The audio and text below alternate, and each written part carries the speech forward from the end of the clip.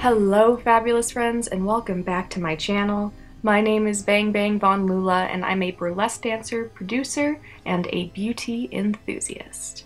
If you're into vintage fashion, burlesque, and overall makeup and hair wonderment, please do give this video a thumbs up and subscribe to my channel. Every subscriber helps me get closer to my goal, and I put out videos every week that are based around beauty, sometimes vintage, sometimes modern, sometimes burlesque. This week's video is getting a kickstart on fall and October and Halloween and all the excellent autumnal spooky vibes that we all really crave right now. I am certainly one of those people who prefers autumn or fall to many of the other seasons. There's just something very familiar and comforting about it, and I know a lot of my spooky friends such as myself feel the same way. Today's look is inspired by the iconic Morticia Addams from the Addams Family. There have been many different renditions of Morticia Addams on film, TV, and cartoons, but it did originate as a cartoon strip in the 1930s. Probably the most well-known versions of Morticia Addams were played by Carolyn Jones in the 1960s television show, and very famously by Angelica Huston in the 90s movies. So I decided today that I would do my own interpretation of a 1940s inspired Morticia Addams. Since the character was originally created in the 30s, there is definitely a version of Morticia in the 40s in my imagination, and this is what I came up with. For my hair today, I gave myself the classic center part worn in both the TV show and the movie. The eye makeup is certainly inspired by Angelica Huston in Addams Family, with the crease coming far into the corner of the eye here, but I did a few different things to kind of make it my own and to suit my facial structure. If you would like to see how I achieved this 1940s Morticia Addams look, please keep on watching. We're starting out today with my hair already completed, as well as my foundation, contour, eyebrows, and one eye. I used the very lightest foundation that I have in my collection from Wet n Wild and mixed it with Ben Nye's cream color in white. To contour, I used BH Cosmetics Matte 24 color palette in a cool mauve tone as well as gray. I wanted to keep the look sculpted and not rosy. Now let's move on to the eyeshadow. We're going to begin with Wet n Wild's Maybelline Liquid Catsuit Cream Liquid Eyeshadow in Camelback, and this will act as a lightening base for the eyeshadow. I'm simply blending this color out with my fingers, concentrating near my brow bone. The first eyeshadow palette we're using today is Lime Crime's Venus Immortalis palette, and I'm going to start out with the color Ash. Using my magical appearing fluffy angled brush, I'm mapping out a very broad winged shape eyeshadow. Notice that I am slowly building up the intensity of the color and blending it as I go. Next up is the shade Unseen, which is a matte black color, and using a smaller flat brush, we're going to slowly build up the intensity of the black closer to the eye socket. After applying the black, I am slowly blending everything together. To prepare for the cut crease, I'm using an oil-free eye makeup remover on a cotton bud. I'm taking care to remove the color all the way to the bridge of my nose, which is very, very indicative of the Angelica Huston look. We're going back to that Liquid Catsuit liquid eyeshadow, and I'm going to place that on the new cut crease area.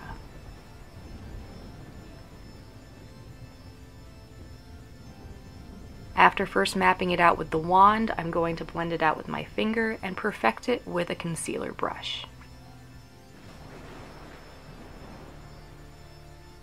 Next up for eyeshadow, we're using the So Jaded palette from ColourPop, and we're going to use the Pearl color on the cut crease as well as above the brow bone.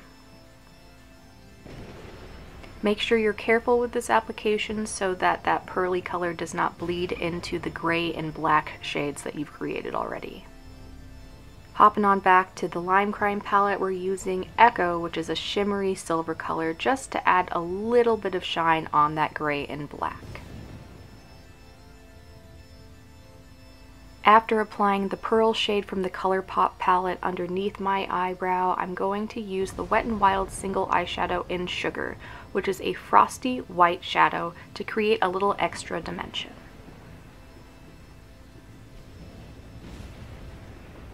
To create that classic wing, I'm using the Balm Schwing liquid eyeliner in black and carefully building up a fairly thick cat-winged eyeliner.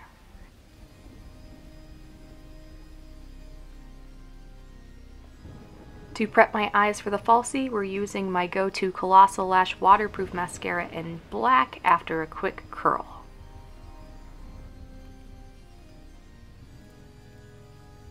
Our lash today is the Lashview 3D Faux Minx Lash, and I chose these because they're kind of fun and spidery. Now that the top portion of the eye look is complete, I'm going to conceal under my eye with the LA Girl Pro Concealer in Porcelain. I'm also using that brush style tip to clean up the sharp angle of the shadow. After blending out that light colored concealer very carefully, I'm going to set it with the Ben Nye Luxury Powder in Banana. Now to create the bottom portion of the eye look, I'm going back in with the gray color Ash and carefully lining the bottom portion of my eye. Now using Unseen, I'm going to smoke up just on the outer corners of the eye to give a little bit more definition to the lash line. For even more definition, I'm going to use a gel liner from Maybelline in black to add also on top of that black eyeshadow, and adding a tiny bit of mascara. To make the skin look ultra glowy, I'm going to use the Wet n Wild Mega Glow highlighter in Blossom Glow. To prep my lips for lipstick, I'm going back in with that LA Girl concealer, and I'm simply dabbing that over my lip line to make it a little less prominent. To line my lips, I'm using my favorite Maybelline Color Sensational lip liner in Totally Toffee, and I'm keeping the Cupid's bow super sharp. Though I am keeping my Cupid's bow extra sharp, I'm going to stay within the natural lip line that I have.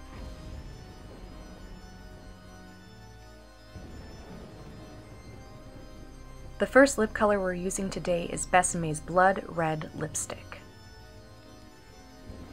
I'm using that to line over the Totally Toffee color, and I'm also going to diffuse it out in the corners.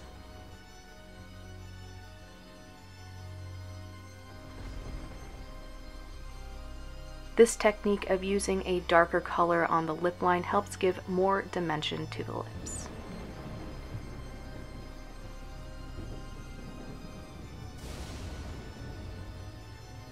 Our next lip color is also from Besame, and it's Red Hot Red, which is a nice orangey red, which I'm going to place all over the lips.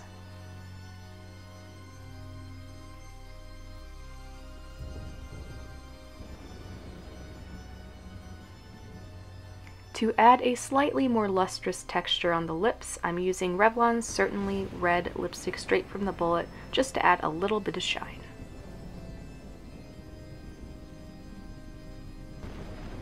For a final detail, I'm using that highlighting powder in the inner corner of my eye, as well as the tip of my nose before we have the final look.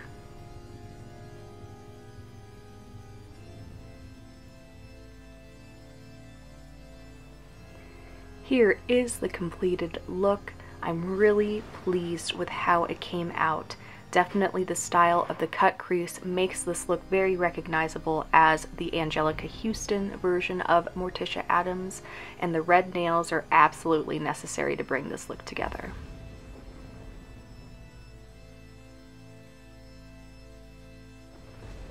Well, that is it for this week's video. I hope you enjoyed it. I'm feeling really inspired and excited for Halloween season, which I'm one of those bitches who's like, oh, it's September 1st? Okay, let's break out all of the Halloween things, all of the candles that smell like crushed leaves and tears of virgins and whatever it is.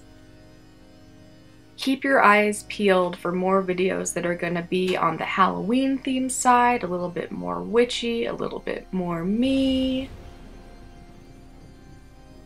I hope all of you beautiful darlings are doing well. Here in Colorado, we had a 99-degree day, and then the day after it snowed 6 inches. So I'm kind of feeling out of my mind, but I feel like it's in a good way because I felt the energy of Morticia Addams just bringing me down and centered and remembering my witchy roots and just going with the flow, and this look came together pretty much exactly how I wanted to, so I'm very, very happy. Until next time, my beautiful friends, remember that the future is bright, and I will see you in my next video.